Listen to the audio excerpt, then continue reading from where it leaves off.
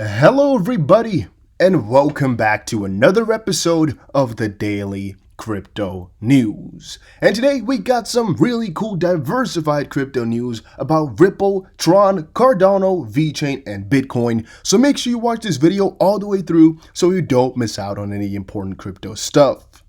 Also, I got some really cool and really effortful, I know that's not a word, but whatever, videos planned for the Dusty Finance channel. So please head over there and subscribe. There are no advertisements on there, but the videos are gonna be really good, and I put a lot of time into them. So make sure you just head over, quickly subscribe. And also guys, if you are enjoying the daily crypto videos, please make sure you support the channel by pressing the like button and subscribing. And the question of today is, of all the coins, which one do you like the most? Is it Bitcoin? Is it XRP? Is it Cardano? Is it Vechain? Is it Tron? Or is it another one? Let us know in the comment section down below. I'm quite interested in hearing about it. So the first article of today is actually a really interesting one. It reads, Ripple's trillion-dollar man disagrees with Gemini Winklevoss over XRP. So yes, we're talking here about the founder of Gemini Exchange, the Winklevoss twins. One of them, is his name Tyler? Tyler Winklevoss said something on Twitter a little while ago. He said on Twitter, as a reply to Galgatron, that XRP is sort of a security. How? Well, let's quickly take a little bit of a look into it all. Galgatron went over to Twitter to actually challenge Gemini a little bit. Galgatron called the attention of the SEC to Gemini's action, claiming the decision of the exchange to not list XRP, despite adding some low-cap cryptocurrencies, affirms that it engages in clear market manipulation. And that comes because Galgatron noticed that Gemini Exchange really did not want to get XRP on their platform. But it's not like they didn't want any coins on there, because they did pick very small cap coins, basically pointing out to some manipulation going on, because a coin like XRP, hard to manipulate. Some small market cap coins, not that much volume, not that big of an influence, a lot easier to manipulate. He said he forwarded the complaint to the SEC because he believes the commission will have jurisdiction over crypto eventually. So basically, he went a couple steps forward by already forwarding this issue to the SEC. However, right now the jurisdiction is limited for them, but eventually they will get it, is what he assumes. Tyler Winklevoss responded to this complaint, saying that the XRP army tagged the SEC in the dumb trolls because they are confirming that Ripple is a security. So basically what they've said here is that by tagging the SEC, you're basically just kind of stabbing yourself in the back, because, well, if it's a problem for the SEC, then XRP is a security, right? Something like that. So he says here, the XRP army has really dumb trolls. By tagging SEC enforcement, you're taking the position that Ripple is a security. However, this was all from May 1st to May 5th. Right now, on June 6th, even though it's June 8th already, whatever, David Schwartz took his own role to defend the XRP community and to defend XRP being a security, or at least to kind of fight Tyler Winklevoss's quick fire back. David Schwartz said on Twitter, that's quite a leap there. I'd like to hear you flesh out how exactly you get from SEC has jurisdiction over market manipulation by a crypto exchange that lists a lot of low cap coins, but not XRP, to Ripple is a security. Now, first of all, we know Ripple is not a security on its own. This guy most likely means XRP. However, to go from the SEC will have jurisdiction over crypto exchanges that try to manipulate because of a lot of low cap coins to XRP as a security is a very strange link to make. And thus, I would also not be worried at all that XRP is a security because of anything he said, right? Don't worry about that too much. He's just talking. It's all talk. So just leave it be. However, there's also a little bit of another forwarding here of more people that complain about XRP being a security, or also talks about the lawsuit that are going on. And it's something I understand, but something I'm personally not too worried about. I personally think that these lawsuits will resolve themselves, and I don't think that Ripple solely created XRP as a money grab.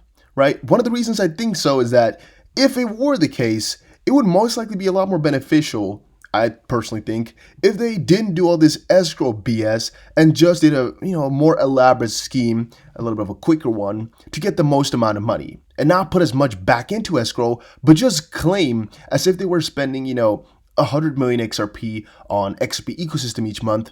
And with XRP ecosystem, they're just trying to boost Ripple as a company. Because right now they also have the authority to use as much XRP as they want to boost XRP ecosystem, and included in XRP ecosystem is all the partnerships that Ripple makes. And thus, XRP really does, kind of is being used as some additional liquidity for Ripple. It is. But in the end, XRP is supposed to be a liquidity provider. Right now, it's a little bit of a wrong way, but in the end, it is all for the betterment of XRP. And, in the grand scheme of things, what would XRP be without Ripple, right? Where would they be? What would they get? And I think it would have a 0.01% chance to survive that way. And right now, it has at least in my opinion, pretty high likelihood of making it pretty damn big, just because of what type of partnerships they can get for themselves. But hey, that's just my opinion. Cardano's recent surge and what to expect next. Well, I personally expect a lot of great things for Cardano, but since we got the roadmap now, since we know most of what is coming up for Cardano themselves, I believe that buying the rumors, selling the news is not going to be as easy anymore as it was a couple of days ago, maybe it was already weeks ago. And I also believe that just once Shelly rolls out, we'll see a little bit of a marketing scheme set into play. But in terms of price, it's most likely going to be a lot more correlated with the general market right now than it has been for the last couple of days, just because this buying the rumor ordeal is kind of over, right? Everybody knows it now. Everybody who wanted to buy in for the announcement has done so. So I believe there's a little bit less power to it all. But in the end, things often defy logic, and it could also be that people still want to buy into the rumor of Shirley launching pretty soon. It could also be. So I'm still prepared for it, but my expectations are not there as much. But hey, again guys, it is still possible, because sometimes crazy things happen. Tron 4.0 is launching with advanced privacy features. The Tron blockchain's much anticipated upgrade will introduce ZK snarks in a smart contract for the first time. In brief, Tron 4.0, a major platform upgrade, is due on July 7th. It will allow for the use of an advanced privacy feature called ZK Snarks, and Tron claims that it's the first time ZK Snarks will be implemented on a blockchain powered by smart contracts. So, I believe 3 days ago I explained to you guys what ZK Snarks are and how they could change Bitcoin as well, and a little bit of the logic behind why Bitcoin and Bitcoin Cash split. But here, Tron comes out and says they're going to be getting into ZK Snarks themselves. There's a little part about it here. The privacy feature ensures that a transaction can be made without revealing information, such as the amount of money being sent. In fact, a January investigation by Cointelegraph revealed that the code being used in Tron 4.0 appears to be entirely copied from Zcash, which is traditional for Tron because they also copied most of Ethereum to form Tron's basics. And thus, I don't know how he does it, but he's a freaking artist in what he does, man. Justin Sun is an artist in what he does. He grabs other projects and just makes it his own. I don't know how he does it, man. It's very, very smart. He took Ethereum, rebranded it a little bit, added a couple features, took away a couple, and mostly just branded it from a way, way, way different, manner. Out came Tron. Tron was pretty successful. And now they want to do something new, so they just grab another coin and they implement it, or some other technology that somebody else has excelled upon, and they take it and they try to expand it and implement it. Pretty damn smart, pretty damn good that he can get away with it, and thus, again, it's something you can support. Same kind of for Mark Zuckerberg if you think about it. Facebook, the Facebook. It's a little bit of the same idea, right? And most of these bigger companies most likely, stole a thing one or there from some other companies, because that's what you do when you're rivals, right? You try to steal as much as you can from the competition to put yourself up a little bit higher. At least that's what I would expect. All right, I got another article on Cardano I noticed here. Cardano announces the launch of Shelly mainnet next phase. The reason I didn't actually show it too much is because this is just plain up useless because we already got the announcement, so this guy I believe is just a little bit slow. However, he says here, according to the video, the next phase would begin on June 9th with the enabling of public stake pools on the Shelly testnet. However, I believe if you just type in Cardano roadmap or something like that, you'll find more than enough info to get yourself all that you need to know instead of just small parts. Vechain partners with Shenzhen Yuhongtai Foods to trace pork products on toolchain. Vechain's traceability solution would allow for greater transparency for the company's pork supply. And guys, if you're watching this far, make sure you press the like button and subscribe. It helps me out a ton. You guys don't even know. It helps out so much. And also make sure you subscribe to my finance channel because I've been working so hard on some videos for there. A lot of work goes into making them. And I want you guys to see them. So check it out. Vechain, a blockchain firm specializing in building traceability solutions, has partnered with the Chinese food company called Shenzhen Yuhongtai. This partnership would allow Shenzhen to track all its pork supply, which it retails through its subsidiary Meijiada Fresh Foods. So this is a pretty big company, pretty damn good. And again, through QR codes, the customer can scan on their phone to get every minute detail of the product they are buying, which is again what I want to see the world get to. Right? This stuff is so freaking huge and it's going to be everywhere. So if you're asking me, is Vechain going to be extremely successful in the future? Yes, yes, yes. Is Vechain, the token that they got, is that going to be really, really expensive? That I cannot tell you. But I know for a fact that Vechain, the company, is going to be extremely successful just because of what type of moves they're making and what type of direction Sunny Lu, the founder, is pointing it in. It's really been splendid up till now.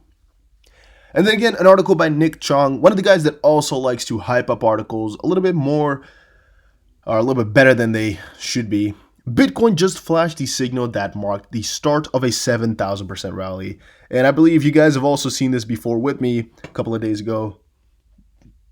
Happens all the time, guys. Trust me, people post these things all the time. Yet, again, I'm just waiting. Just sitting by waiting for something to happen. And that's also why I don't really cover them too often in my videos. Just because I could post this all day. I could post this every day. Right, I could post this all freaking day about what type of gains are going to be coming just because it happened historically. But again, if you're interested in some potential huge bullish thing, yeah, maybe just pause it and read it. I personally don't believe it too much. And if it does happen, well, yeah, I think it's most likely just coincidence. Or, you can just say he bet on the right horse once. He's just betting, saying a lot of different things. I can just post a crypto analysis every single day with some crazy prediction. One day I'll be right. Trust me on that one. And if we just always refer back to the time I was right, and I just, put another daily analysis video and I'm right again, I just refer to the 2 times I was right, you'll think I'm a genius. At least people who didn't see the mistakes will think I'm a genius for calling the shots twice. And since I'm also aware of that fact, I normally take all these things with a grain of salt just because, yeah, it's a 50-50 bet. And they might have a little bit of an edge, but still there's no certainty in it at all. And I care about the smaller, I guess, medium moves more than these big 5,000% moves because they're really unpredictable and they never tend to work. But guys, thank you all for watching this video. Hopefully you all enjoyed it. If you did, make sure you press the like button and subscribe because I want to see you again in another crypto video. And again, I'm going to be trying to post you guys up with everything that I find and that you need to know about. So make sure you subscribe, like it, ask the questions, check out the second channel. See you guys again in another crypto video.